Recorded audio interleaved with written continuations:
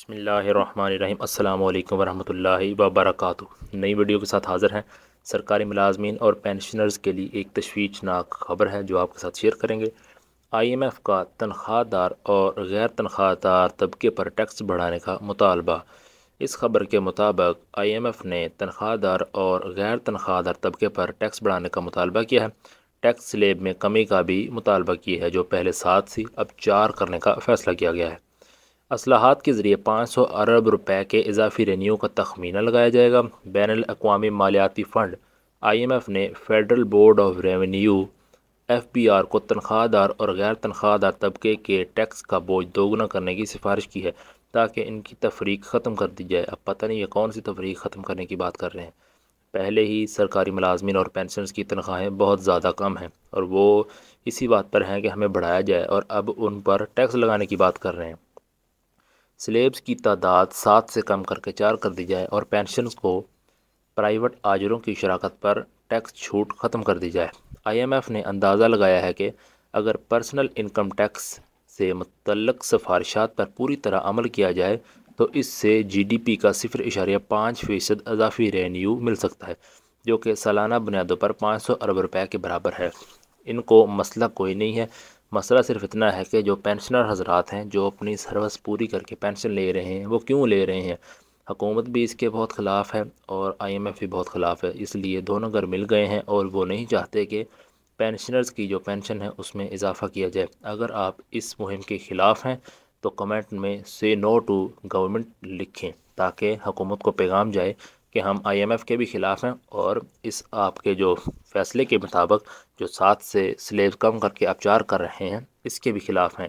یہ آپ ٹیب دیکھ سکتے ہیں، اس میں 7 سلیبس ہیں لیکن ان کو کم کر کے 4 کرنے کی سفارش کی گئی ہے۔ پہلے جن کا سالانہ 6 لاکھ روپے سے زیادہ تنخواہ بنتی تھی ان پر ٹیکس نہیں لگتا تھا، لیکن اب ان پہ بھی لگا کرے گا۔ تو یہ ایک بہت ہی تشویشناک خبر ہے۔ سرکاری ملازمین اور تنخواہ دار اور غیر تنخواہ دار طبقہ، جس میں پینشنرز، فیملی پینشنرز اور سارے آ جاتے ہیں۔ اس کے علاوہ حکومت پینشنرز اور سرکاری ملازمین کے لیے تو یہ کر رہی ہے، لیکن ادھر دیکھیں نو منتخب ارکان قومی اسمبلی کی تنخواہوں کے لیے 1.5 ارب روپے کی بجٹ کی سفارش کی ہے۔ پہلے ان کے خرچے کم ہیں جو 1.5 ارب اور بڑھا رہے ہیں آپ، لیکن یہ دیکھیں حکومت کی کم ظرفی اور نااہلی، دیکھیں کہ یہ کیا کام کر رہے ہیں۔ 16ویں قومی اسمبلی کی تیاریاں مکمل ہیں۔ نو منتخب ارکان اسمبلی کی تنخواہوں اور مراعات کے لیے 1.5 ارب روپے کے مالیاتی بجٹ کی سفارشات تیار کر لی گئی ہیں۔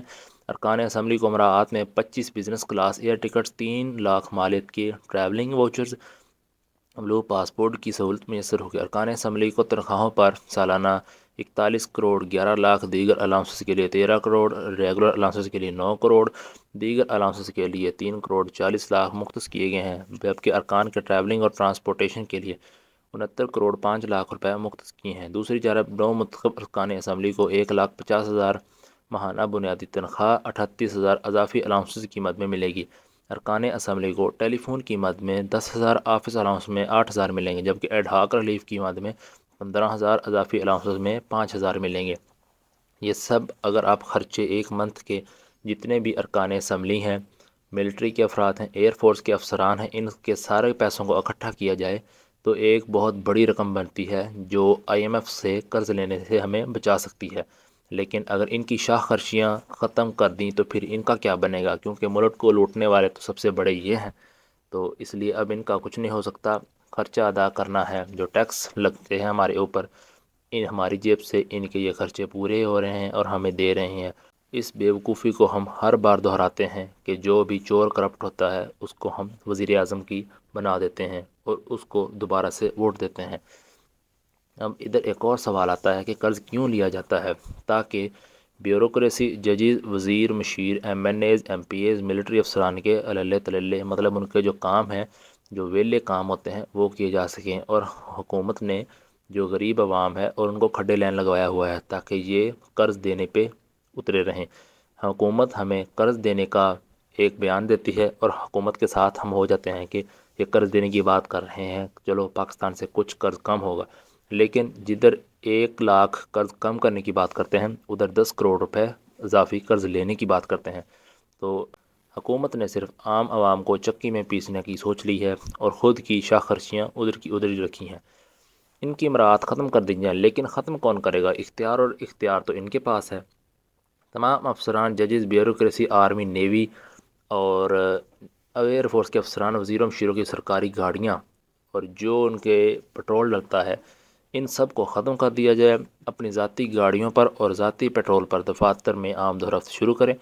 گھروں کی گیس، بجلی، ٹیلی فون کے بل کی ادائیگی اپنی جیب سے کریں، اپنی تنخواہوں سے ادا کریں، اور یہ جو عام عوام ہے ان کو کچھ ریلیف مل سکے۔ اب آپ دیکھیں کہ اگر یہ ریٹائر بھی ہو جاتے ہیں تو پینشن لینے کے وقت بھی ان کے جو خرچے ہیں وہ سرکار ادا کر رہی ہوتی ہے، جیسے بجلی، ٹیلی فون کا بل، یہ وہ جتنے بھی ان کے خرچے ہیں یہ اس وقت بھی حاضر سروے میں تو ان کو ہیں ہی، لیکن پینشن جب لیتے ہیں تو ان کے بچے باہر کے کالجوں میں پڑھتے ہیں، اور جب بھی کوئی ملک پر آفت آتی ہے تو یہ سب سے پہلے یہ فلائٹ پکڑ کر بھاگیں گے، کیونکہ ان کا سب کچھ تو باہر ہے۔ پاکستان میں تو صرف یہ کمائی کرنے آتے ہیں، اور جو سیاستدان ہیں ان کا تو یہ مشغلہ ہے، یہ پہلے ایک کی حکومت پھر دوسرے کی حکومت۔ صرف ایک ایکسرسائز سے ایک ماہ میں ارب روپے کی بچت ہوگی، اور کچھ عرصہ بعد آئی ایم ایف سے قرض کی ضرورت نہیں رہے گی۔ اور یہ بات بالکل ٹھیک ہے کہ اگر ان کی شاہ خرچیاں ختم کر دی جائیں تو ہمیں آئی ایم ایف سے قرض لینے کی کوئی ضرورت نہیں ہے، لیکن اگر قرض لینے کی ضرورت ہم نے ختم کر دی تو پھر ان کی شاہ خرچیاں بھی ختم ہو جائیں گی، اور جو ہم کر نہیں سکتے، کیونکہ ہم تو آئے ہیں پاکستان کو لوٹنے اور اچھی طرح سے لوٹ کے جائیں گے۔ تو یہ خبریں ہیں جی، دیکھتے ہیں اب کیا بنتا ہے۔ تنخواہ دار اور غیر تنخواہ دار کے کو بس اب مرنے ورانے پر وہ تلے ہوئے ہیں، تو اللہ خیر کرے اس حکومت کا، واللہ ہی حافظ ہے۔ تو یہ تھی آج کی ویڈیو، امید ہے آپ کو ویڈیو اچھی لگی ہوگی۔ چینل پہ نئے ہیں تو چینل کو سبسکرائب کر لیں، ویڈیو کو لائک کریں اور بیل آئیکن کو کلک کریں۔ ملتے ہیں نئی ویڈیو میں، تب تک کے لیے اونلی چینل کر لیں سبسکرائب۔ Employees corner Pakistan. اللہ حافظ۔